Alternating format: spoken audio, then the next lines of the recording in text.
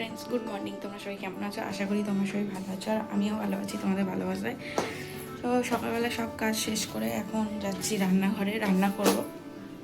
আজকে করব ঝিঙে দিয়ে চিংড়ি মাছ।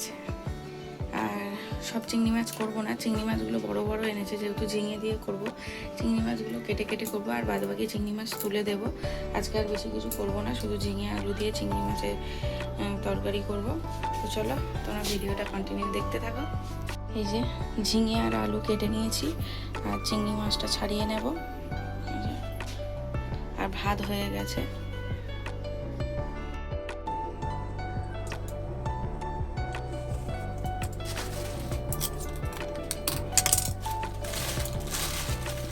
এই যে চিংড়ি মাছগুলো কেটে নেবো, ছুরি এই কাঁচি দিয়ে চিংড়ি মাছ কাটবো।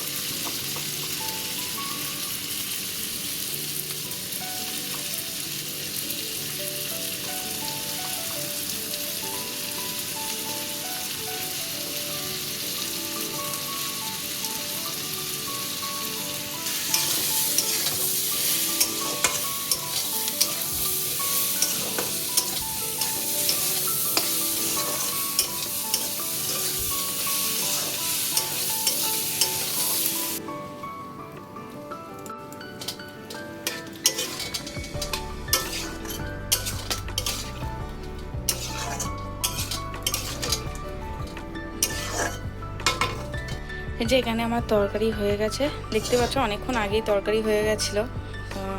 এটা বাপির ভাত দিয়ে দিয়েছি, পেঁপে সিদ্ধ, আর এখানটায় এই যে ঝিঙে আলু দিয়ে চিংড়ি মাছের ঝোল।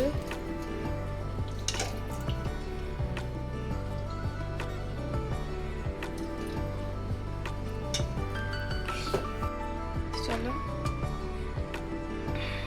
বাপিকে দিয়ে আসি ভাতটা। এখানটায় ঢাকা দিয়ে, যে বাপির জ্বর, ওই জন্য পেঁপে আলু সিদ্ধ আর এই পাতলা করে ঝিঙে। বাপির জ্বর, ওই জন্য পেঁপে সিদ্ধ দিয়েছি, আর ঝিঙে আলু দিয়ে এই যে ঝোলটা দিয়েছি চিংড়ি মাছের, আর ভাত দিয়েছি অল্প একটু।